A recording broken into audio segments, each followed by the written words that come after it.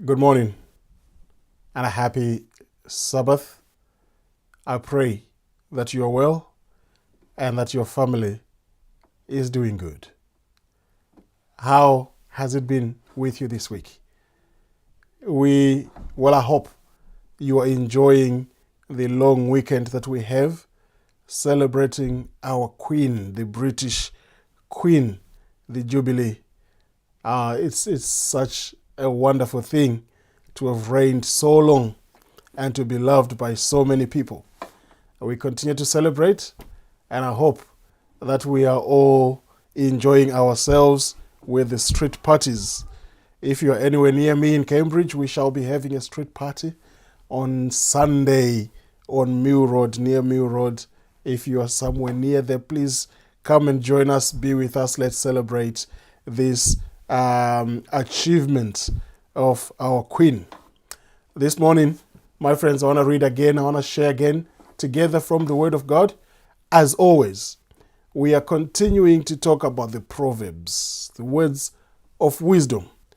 Well, if you have been following, you may well have noticed that we are not veering off from the words as said by Solomon, as given by God.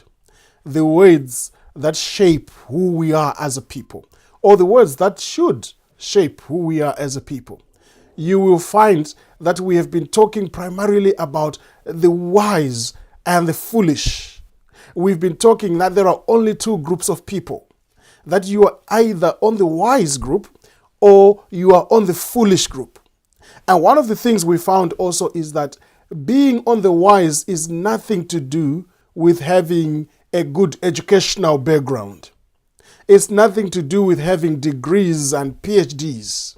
And being foolish is nothing to do with no education whatsoever. We found that we are talking about the wisdom of God, the knowledge of God. And why is it important that we get to know God? It is important, I think, because it then helps us to relate first to ourselves very well, and to relate to those we live with very well, to our neighbors, to our friends, to our colleagues. We are guided, I believe, by the knowledge of God, without which we see a lot of evil that happens around us. And I won't hesitate to say a lot of things that we are facing today, they are to do with people not knowing or not having the wisdom of God. So Solomon continues to emphasize, we're on chapter 14 now, and keeps emphasizing the idea of being wise in all matters of life. And it is my appeal as I speak that, my friend, you stop to consider, you can only think about yourself. You can't think about the rest of the world. But think about, are you living like the wise? Are you walking like the wise? Would you be counted as one who is wise? That's a self-assessment. You have to look into your own self. No preacher, no teacher, no person can tell you which side you're on. You can do that self-assessment, especially when you go back to some of the things we spoke about, and even as you continue to follow me in these talks. Today, let me read what Solomon says from Proverbs chapter 14. I'm going to read maybe from verse 1 to verse 3 today, and there he talks about building. And he talks about a woman builder. He talks about a woman who builds. And he says this in verse 1. A wise woman builds her home, but a foolish woman tears it down with her own hands. Let's stop there for a minute. A wise woman builds her home. Once again, Solomon is now making that distinction between what would be considered a wise woman and a foolish woman. Now, let's take away the word woman there. He is just talking about people in general. And he is saying that, you see, when you are wise, and if you are wise, chances are more likely that you are building up instead of tearing down. Do you know in this life there are people who are constantly tearing themselves down? When we think of a home, we are thinking about a safe environment. We are thinking about where love should abide. We are thinking about a place where family should feel comfortable together, where maybe people should be getting along. But Solomon says, well, that place can only be built by one who is wise. How do we build a home? We build a home through choices we make every single day. We build a home through words that we speak every single day. How we conduct ourselves, our character. Now you see, building a home is not all about brick and mortar. It's not about having your own that you call my house. Here we are talking about building the environment that is conducive for other people to dwell in. Building an environment that is welcoming. Now you see, there is no point having brick and mortar, and yet within people are not in harmony. So here we are talking about to build a house, one ought to be wise. There are houses that have broken down because some of us were not so wise how in our decisions. We were not so wise in how we interacted with those we loved or those we lived with even. Some of us today, we are not making wise decisions, and constantly we are tearing down that which we are trying our hardest to build. My friends, we don't build by tearing down. But I want to put it to us, there is somebody out there who is tearing themselves down. How do you build yourself up when all you say about you is negative stuff? You always say how bad you are, how unlovable you are, how unworthwhile you are. My friend, if only you knew that you are loved, you will begin to build up. So he says, a wise woman builds her home. She builds her dwelling place. She ensures that it is furnished so well. She ensures that it is decorated so well. But the foolish one, she tears it down by her own hands. Now there are people in this life who do not need war to tear down the things that they've built up. They just need themselves. Some of us, the battle is real within. We are tearing ourselves down instead of building ourselves up. I want to ask my friends today, as you are listening to me, are you building your home up? Are you building yourself up? Are you building your children up, or you're tearing them down? Do you know there are houses where children are experiencing so much distress, so much abuse, not just children. Partners abusing one another, tearing themselves apart. But wisdom is about building up, my friends. So Solomon says, well, think about it. These words of wisdom, we are simply saying, if you want to build up, be wise. And to be wise, you ought to be guided by certain principles.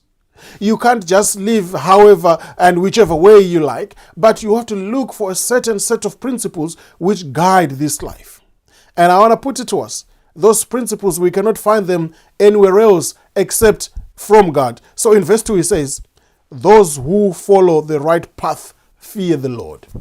Those who follow the right path fear the Lord, and those who take the wrong path despise him.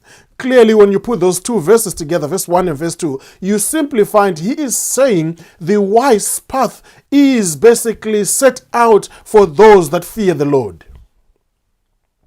Fearing God, my friends, I don't know how I can put it to us, but it is something that we must do. It's not an option. It must not be an option. It must be the thing we do. Fearing God. Why? Because he is the one who holds the future. He is the one who holds this life in his hands. He is the one who's able to help us to build it. He is the one who keeps us in perfect peace in times of trouble. He is the one who is ever present even in those moments when we are experiencing distress. I want to put it to us, my friends.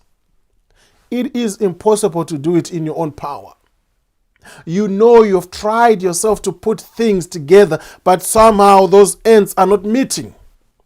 You try so hard to be just like everybody else. You put a fake smile. You go out and just try to be normal, but somehow within there is a battle that is going on. But my friends, understand, here he says, those who follow the right path fear the Lord. And I want to put it to us, it is them that he said are wise and who are constantly building up.